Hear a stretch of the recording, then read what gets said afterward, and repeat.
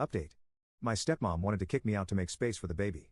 However, little did she know that I was the owner of the house, and now they are panicking. She made up her mind about me a long time ago, and nothing I could have done would have changed that. I've thought about reaching out to my real mom, but we haven't spoken in years.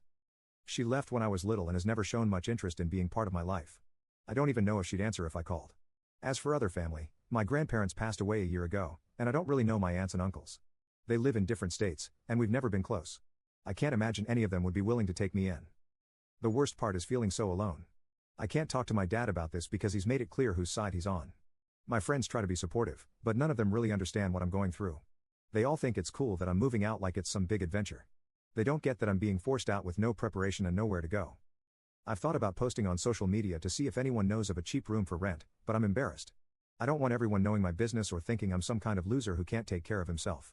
As the hours tick by, I'm getting more and more desperate. I've started looking at ads for roommates, but most of them want someone older or with a full-time job. I've even considered sleeping in my car for a while, but I don't know if that's safe or even legal.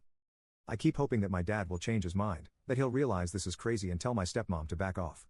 But every time I see him, he just gives me this sad, pitying look and asks if I found a place yet. It's like he's already written me off. I don't know what to do. I feel like I'm standing on the edge of a cliff about to be pushed off. I'm not ready for this. I don't have the skills or the resources to live on my own. I'm scared of ending up on the streets or having to drop out of school. If anyone has been through something like this or has any advice, I'd really appreciate it. I'm running out of time and options, and I don't know where else to turn. Thanks for reading this far, and sorry for the long post. I guess I just needed to get it all out. Update. Hey, everyone. I can't believe I'm writing this update. So much has happened in the last 24 hours, and my head is still spinning. I want to thank everyone who responded to my original post with advice and support. It really helped me get through a tough night. After I posted, I was still panicking about what to do.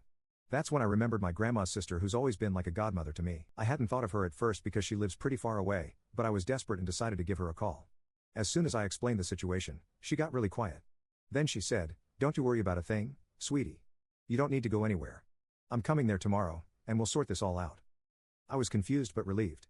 I tried to tell her it wasn't necessary for her to come all this way, but she insisted.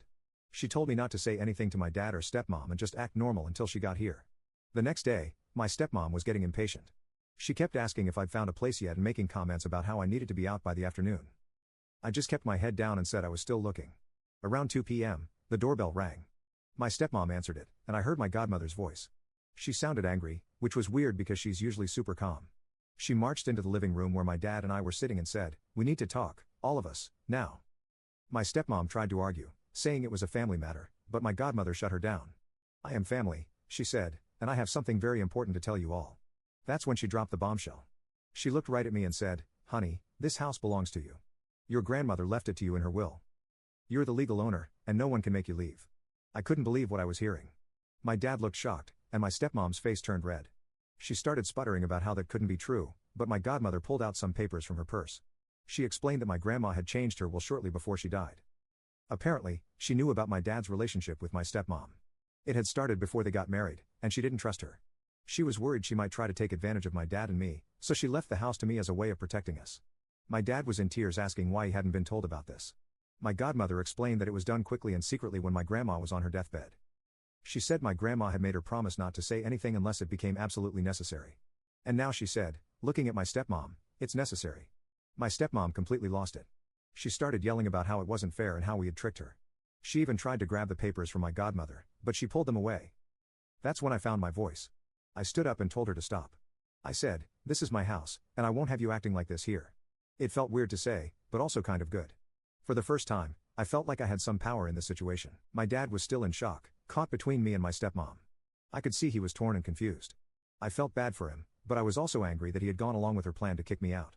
After things calmed down a bit, we all sat down to talk. My godmother explained the legal details, and it turns out I've been the owner of the house since my 18th birthday. My stepmom kept trying to argue, but there wasn't much she could say. In the end, I made a decision. I told them that I was willing to let everyone stay in the house, including my stepmom and the baby when it comes, but I had conditions. First, my stepmom had to start treating me with respect. No more criticism. No more lies to my dad about me. Second, we all had to go to family counseling to work on our relationships.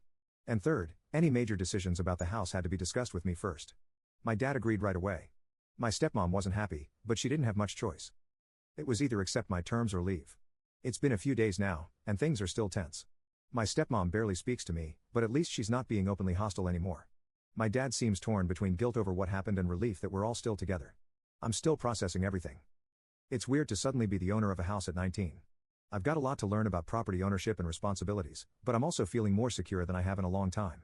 I know we've got a long way to go before we're anything like a happy family, but at least now I know I have a place here, and no one can take that away from me. Thank you again to everyone who offered support and advice, and a huge thank you to my grandma, wherever she is, for looking out for me even after she was gone. I promise I'll do my best to take care of this house and make her proud.